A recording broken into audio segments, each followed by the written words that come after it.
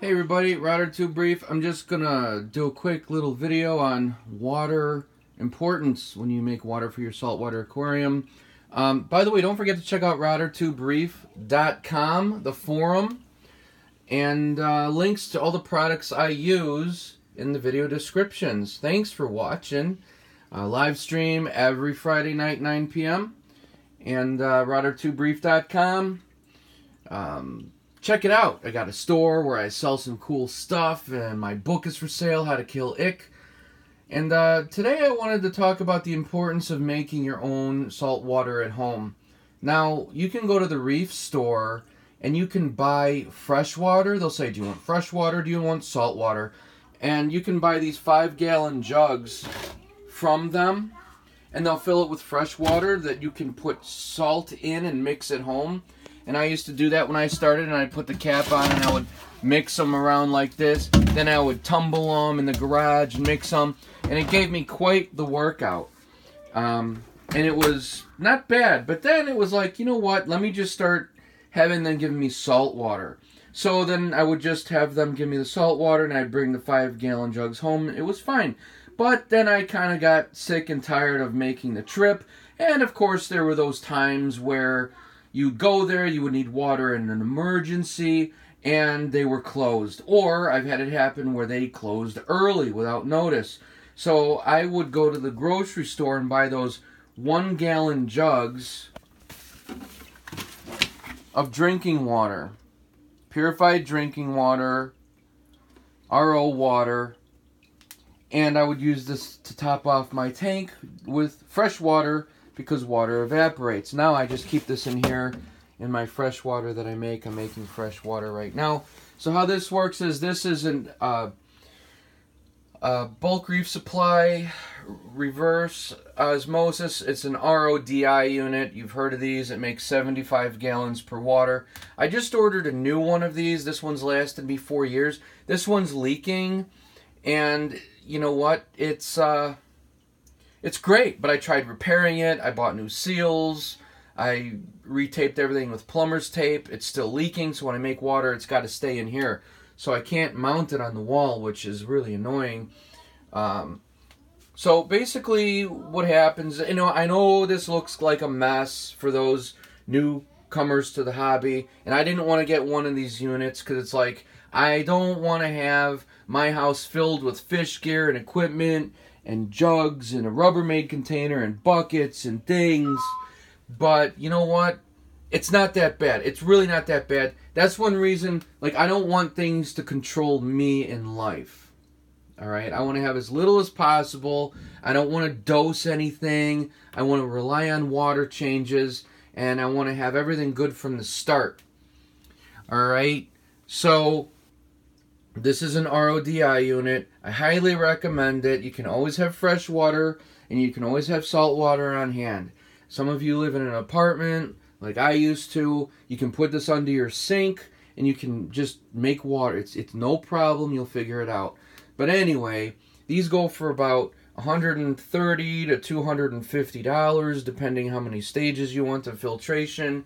So, long story short, what happens is the water, I've got it hooked up with this nice little nozzle. I didn't want to tap into the copper lines, but you turn this. It's just water out of the sink, obviously, out of the faucet. You turn it off with the water on, and that pumps the water through the red, which comes through, and it goes through the first stage here, which gets rid of the solids out of the water if you have any. Alright? Then, second stage is carbon. Third stage is the membrane, the membrane, which is really important. You got to flush this out. You can flush this out by turning this.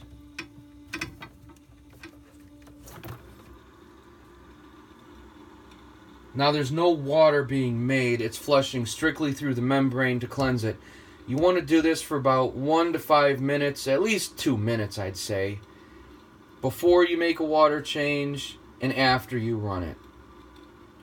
When you're done, you simply turn it back, and water is being pure fresh water is being made here. The last stage is this carbon. Now, I took the ionization part off, which is another chamber, so you can see what's going on. I'll do a video on that when I get the new unit.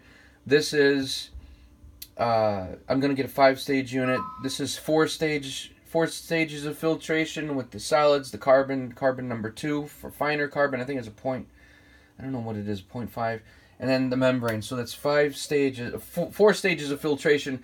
The 5th being the deionizing resin, which is not here. And I'm going to show you why in a second. So after the water flows through, the final stage is the blue, and that goes into the Rubbermaid container where the fresh water is being made. Now, it's always fresh water until it's water change day. Then I mix my salt, and I've got my salt down there that I put in and mix with a power head. I don't use a heater in here because 15-gallon water change out of a 125-gallon tank, it's not going to be a big deal. A lot of people heat the water, make sure it's 78 degrees. That's fine. I've never done that. I just don't want to have a thermometer break in here. It's just an extra piece of gear I don't need.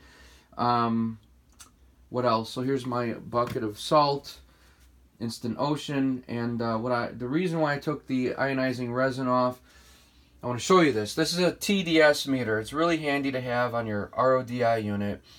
And in means, when you switch it to in, the next RODI unit is going to have less tubes. It drives me crazy. It doesn't need to be that long. That's what she said. So when you turn this on, it's going to show you the number of the water going, basically the water in its pure form coming out of the faucet. 224. That's the water before it goes into the filter. It's really handy. Run by battery. The batteries last forever. Now, this should be 0. After being filtered, it should read 0. So, we're going to switch it to the out position to see what it's like after the filter. What the water is actually going, that's going to be going into my tank after being filtered. Let's hit out. 6. I don't like that. That's too high. So that means there's some phosphates that are going to be getting into this water. Phosphates feed green hair algae, and it's not good for corals. You need to have that at 0. This used to be 2.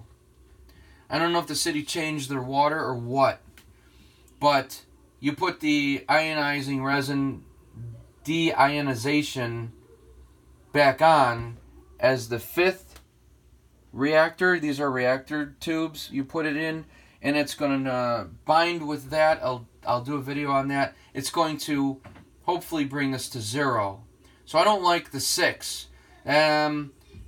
So there have been some times where I didn't have the ionizing resin when I did a saltwater change, at least a few times. That, I'm sure, is a factor. And I have not been checking the TDS meter, but I'm sure that's a factor of why the green hair algae is growing. I keep putting in phosphate water into my tank. I haven't bought new deionization resin. It looks like a powder. It's packed it into here. You can get it from bulk REEF supply. You can spend like $8 more to have it already packed in the cartridge for you, which is what I'm going to do. It's just an extra step I don't need to do. I'll pay the extra $8, and I'm gonna let you guys know how long the DIN is. I can't say that this morning. You know what I'm saying? Resin removes from this. So right now it's a 6. When I get the new RODI unit, I'm gonna install it, and I'll show you guys that. I'll let you know what the TDS meter is gonna show. It's a TDS meter that actually is included with that unit. So I won't use this one. It was like $20 more to get it included. I figured, screw it, I'll just get a different one. But anyway, this is reading 6 with the water going out. I don't like that at all. The new RODI unit should be here in 2 days. I'll set it up and run water through it without the deionization resin and then with the resin. And I'll let you know what the deal is in another video, of course. So thanks for watching. I recommend making your water at home. If you can get past the sticker shock of the RODI unit price, I totally did not. Oh my God, I didn't want to buy that unit, especially after I bought one. But this one, it's just leaking. I used to have it underneath the laundry sink, out of sight, out of mind. But then it started leaking. Not cool. So the new one, this one, I'm not going to get rid of it. I'll keep it as like an emergency backup. I just keep it downstairs. So that's it. I hear someone at the door. Hey, who is that? It's a little babe. It's a little beast. I get some tail action. All right. Good babe. That's a solid babe right there. Okay? You trying to get in by daddy? Alright guys, thanks for watching. Subscribe and I'll see you in the next video. Take care.